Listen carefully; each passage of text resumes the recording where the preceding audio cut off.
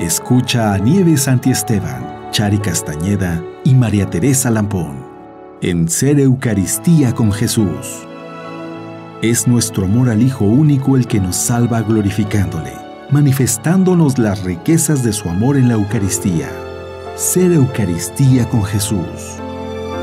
Nos da el que le amemos a Él y glorifiquemos al Padre, fuente y término supremo de este amor. Ser Eucaristía con Jesús. Aquí, por Mundo Católico, construyendo la civilización del amor. Estamos aquí en Ser Eucaristía con Jesús. Hola, Chari, ¿cómo estás? Hola, Nieves, muy bien, gracias. ¿Y tú? Muy bien, gracias a Dios. Qué bueno, me da mucho gusto tenerte otra vez por acá. Ah, sí. Y pues muy contentos con este programa, ¿no, Chari? Así es. Sí, que hoy vamos a ahondar mucho en lo que el Santo Cura de Ars nos va a enseñar sobre su vida y sobre la Eucaristía. Eso, sobre todo la Eucaristía, que él fue un gran amante de la Eucaristía y bueno, pues ahorita les vamos a platicar todo lo que él hizo y los grandes frutos que obtuvo gracias a la Eucaristía y a la adoración eucarística. Así es. Pues si quieres comenzamos con su vida, Chari. Sí, fíjate que él nació un 8 de mayo de 1786 en Francia, en un pequeño pueblo que está al sur, cerca de Lyon, Francia. Él era, pues, pertenece a una familia que no era ni rica ni pobre y él tenía una inteligencia media, digamos. Pero había algunas cosas o algunas materias que le costaban mucho más trabajo. Entonces, al principio, bueno, pues él empezó a ir a la escuela y empezó a sentir esa vocación, ese llamado hacia la vida religiosa. Sin embargo, fue cuando se desata la Revolución Francesa y pues obligatoriamente tiene que alistarse, tiene que ir a pelear, pero pues eso como que no le gustaba a él. Y deserta del ejército y entonces, bueno, eso le va a acarrear un poco de problemas porque pues va a tener que estar como escondido mientras termina la revolución y para que pues no lo fueran a encarcelar o a fusilar por haber sido desertor. Pero bueno, gracias a Dios no tuvo ya mayores problemas y regresa a hacer sus estudios y como te digo, ya ahí él había notado y la gente en general se había dado cuenta que él tenía esa vocación, ese llamado a la vida religiosa. Entonces va a ser cuando él va a empezar a estudiar en el seminario.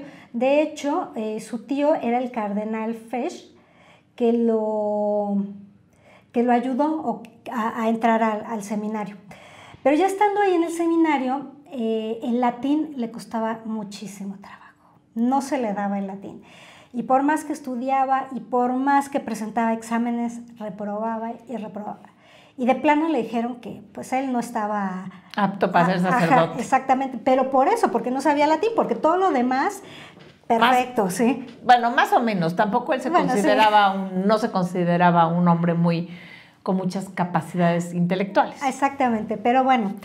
Entonces, algo que es muy importante en él es su perseverancia y su confianza en Dios. Él sabía cuál era su vocación y él sabía que aunque le costara trabajo, él tenía que perseverar y que un día lo iba a conseguir.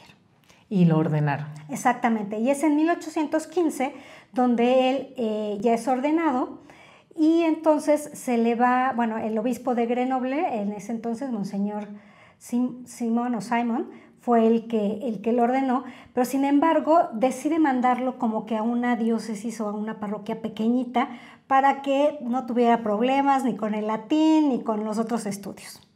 Y entonces cuando llega a Ars... Exactamente, en 1818, tras la muerte del párroco anterior, pues lo va a mandar, el obispo lo manda a Ars.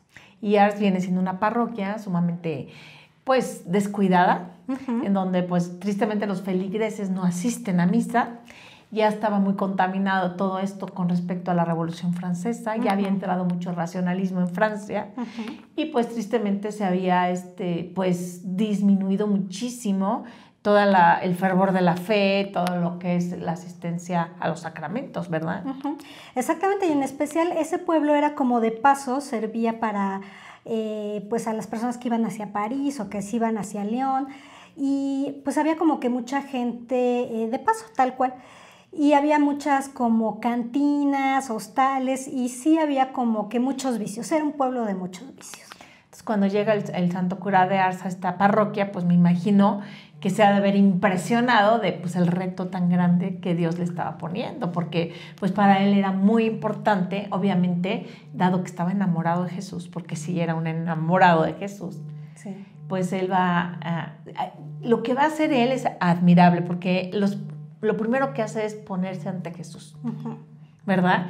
Y poniéndose en adoración, pidiéndole por sus feligreses. Eso es lo que hace el santo cura de Ars. Y bueno, es tan admirable lo que Dios va a hacer en esta parroquia que bueno, más tarde vamos a ver los milagros que se van a empezar a dar, ¿no?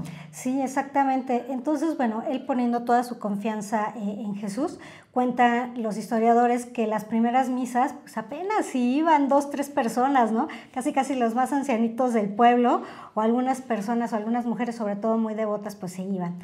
Pero conforme iba pasando el tiempo, pues él tenía un don especial de sus prédicas. Todo lo que predicaba era tan bonito que como que esa fama se fue extendiendo. Entonces cada vez iba yendo más gente a la misa, y ya no solamente del pueblo, sino de lugares al principio cercanos, y después de lugares muy lejanos llegaban especialmente al pueblo a oír sus prédicas. Mira, él tenía 2 virtudes muy grandes. La número 1, obviamente, es que su confianza estaba puesta en Dios y no en él. Entonces, pues obviamente él se ponía en adoración horas, y luego más tarde, debido a su éxito que va a tener esta parroquia, porque más tarde, pues claro, al hacerse él famoso, pero yo creo que se hace famoso por su olor de santidad. Claro, también. Porque él también va a fundar una obra de caridad muy grande, ¿no? Que viene siendo esta de de mujeres y de hombres, ¿no? De huérfanos, ¿no? Sí, exactamente. Una casa de la Providencia. La Providencia sí, se va a llamar, que son de jóvenes desamparados y desamparadas. Y entonces es tan importante lo que él hace en esta obra de caridad, que esa estructura que él va a utilizar más tarde va a ser copiada en muchísimas instituciones de caridad de toda Francia.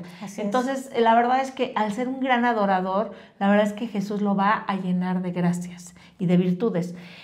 Cuando él tiene todos estos éxitos en la parte de obras de caridad, también los empieza a tener en la participación en su parroquia, y sus prédicas se vuelven sumamente conocidas pero él era conocido porque hablaba sumamente directo y hablaba muchísimo del cielo, del purgatorio, del infierno, hablaba mucho de la presencia real de nuestro Señor Jesucristo en la Eucaristía. Y bueno, esta es la razón por la cual también queríamos tocar este tema, ¿verdad? Claro, porque bueno, pues como tú bien comentas, él hacía largas horas de adoración ante el Santísimo, y gente que llegaba asombrada de que él pasara tanto tiempo ahí, y le decía, bueno, pero ¿qué tanto dices o qué tanto escuchas? Y él decía, pues yo simplemente lo miro y él me mira. Así es, esa era su relación con Jesús. Era una relación muy íntima en donde Jesús, pues obviamente lo empieza a enaltecer. Y al enaltecerlo empiezan a llegar miles de personas a conocerlo, al grado de que llegó a ser este pueblito Ars, que como tú bien dices, es un pueblo de paso, pues tan conocido por el santo cura, que pues es San Juan María Vianney, y llegaron a pasar hasta 20,000 personas al año a su parroquia, solo para conocerlo. Entonces, esa fama de la cual él se hace es obviamente fama de santidad, pero él obviamente empieza a dedicar más tiempo a la confesión. Eso es bien importante también.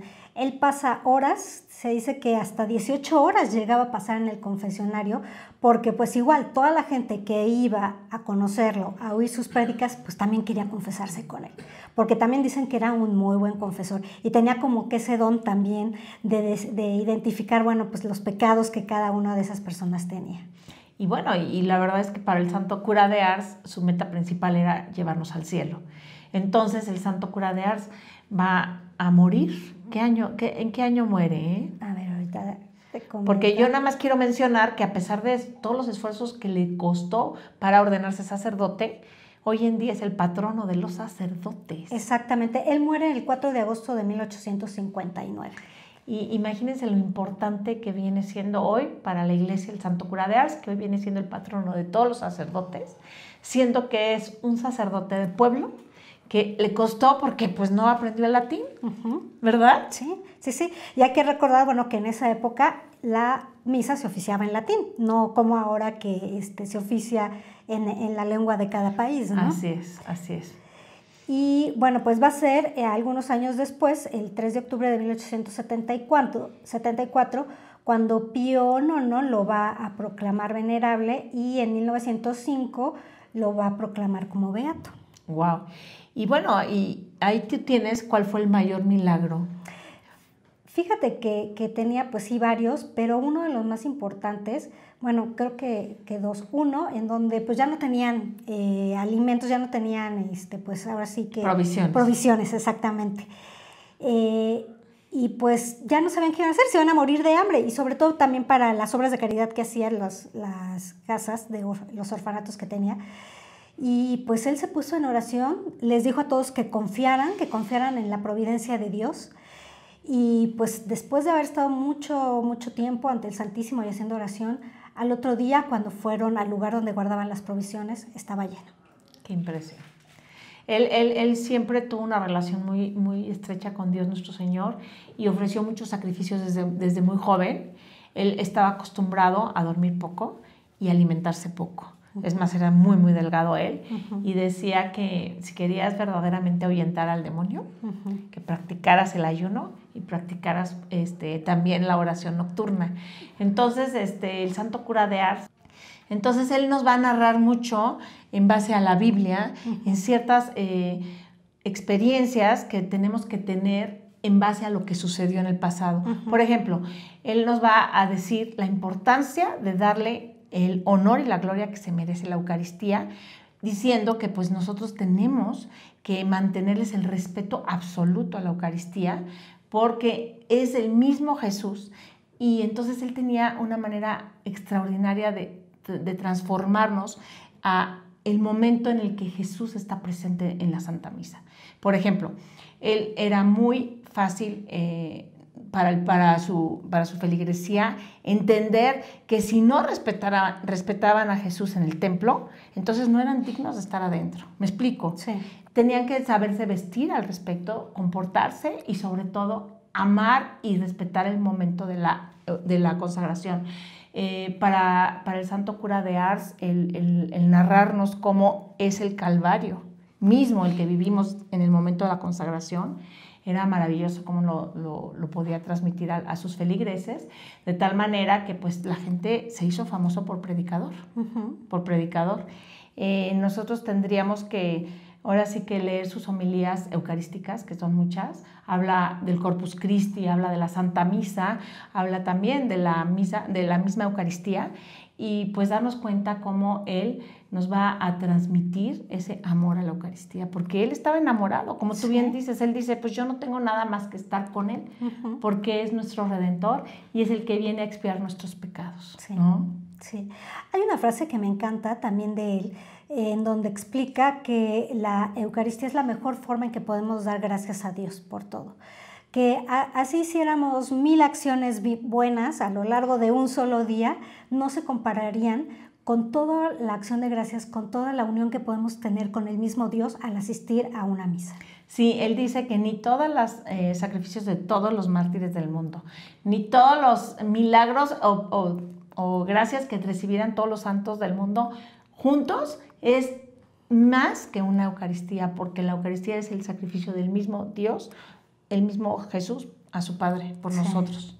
Entonces, claro, nos invita a participar de la misa de una manera correcta, y sobre todo él va a narrarnos con muchos ejemplos. A mí me encanta un ejemplo que pone de la misa, en donde hay un caballero que él tiene pues mucho dinero y tiene muchas propiedades, pero tiene un defecto muy grande, que tiene ganas de suicidarse. O sea, él está muy tentado a matarse, porque dice que le llegan pensamientos horribles todo el tiempo. Entonces se topa con un sacerdote, y el sacerdote le dice, bueno, pues lo que tú tienes que hacer es asistir diario con devoción a la Santa Misa.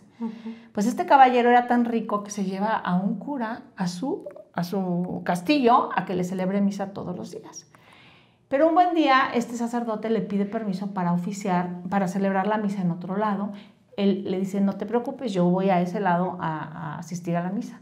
Pero empieza a tener una serie de reuniones y se le hace tarde y cuando se da cuenta ya no llega a la misa.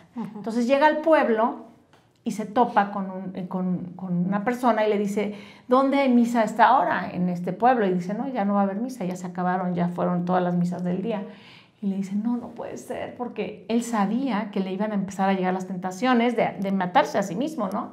Entonces esta persona le dice, lo vio tan desesperado que le dice, si quiere yo le vendo la misa que yo tomé el día de hoy y le vendo los frutos de esta. Y el caballero le dice, trato hecho, se quita su capa y se la da. Y se queda muy contento el caballero se va a la iglesia, ahí reza sus oraciones, y cuál es su sorpresa, que al salir de la iglesia se topa con que este señor se suicidó. Entonces, pues ahí viene el mensaje que nos cuenta el santo cura de Ars en cómo es increíble el pecado tan grande que hizo este pordiosero por vender lo más sagrado que es la Santa Misa, ¿no? Y entonces nos damos cuenta también cómo aquí el santo cura de Ars con estos ejemplos pues nos dice pues, la importancia de alejarnos de las tentaciones, pues como asistiendo con devoción a una Santa Misa. Dice que así como Jesús murió en la cruz y en ese momento de la muerte muchas personas que estaban ahí presentes, judíos y no judíos, se convirtieron, nosotros si vamos con devoción a una Santa Misa, seamos el pecador del nivel que seamos, tenemos y podemos tener la gracia de convertirnos. Esa era una de las prédicas que él hacía. Sí. Y pues esa es su manera de hablar del santo cura de Ars, de tal manera que se volvió famoso. Exacto. Y es que muchas personas sí se convirtieron, ¿no? Al oír sus palabras. Así es. Y bueno, pues tuvo tanta fama que pues ahí vemos que pues fue canonizado muy rápidamente, ¿no? Y hoy en día pues fue nombrado ya patrono de todos los sacerdotes del mundo y le pedimos al santo cura de Ars, ¿verdad, Chari? Que interceda por todos nuestros sacerdotes y pues que rece por ellos para que también les dé la gracia de predicar, porque ahora sí que bien se dice que un buen sacerdote se lleva muchas almas al cielo y un mal sacerdote se lleva muchas al infierno. Así es. ¿Verdad, Chari? Así es. Pues bueno, él fue canonizado en 1925 por el Papa Pío XI y su fiesta pues la celebramos el día 4 de agosto. Así es. Bueno, pues le agradecemos mucho a Santo Cura de Ars por habernos enseñado tanto y los invitamos a leer sus homilías, Chari. Así es, y sigamos su ejemplo, ¿no? Asistir a la misa con mucha devoción y también hacer mucha adoración eucarística. Hay algo que dice él muy importante y que a mí me gusta compartir, que yo aprendí mucho del Santo Cura de Ars, y dice que hay que ir con esta disposición a la misa. Primero entrar como si fuéramos el pecador más grande. En el momento de la consagración, reconocernos como el buen ladrón, que estamos ahí de a gratis, como gran pecadores que somos, y que ahí está el Redentor junto a nuestro lado, ¿no? Ajá. Y en el momento de la comunión, presentarnos como Longinos, que es el que atraviesa el corazón de Jesús con esa lanza, porque en el momento en que Longinos le atraviesa la lanza, sale la sangre y el agua, que son los frutos, que son la sangre y el agua que convierten a Longinos, ¿verdad? Entonces, que vayamos con esas disposiciones a estos momentos de la misa. Ay, qué hermoso. Pues les agradecemos mucho, aprendí mucho hoy, Chari. También, Nieves, muchas gracias. Que Dios los bendiga.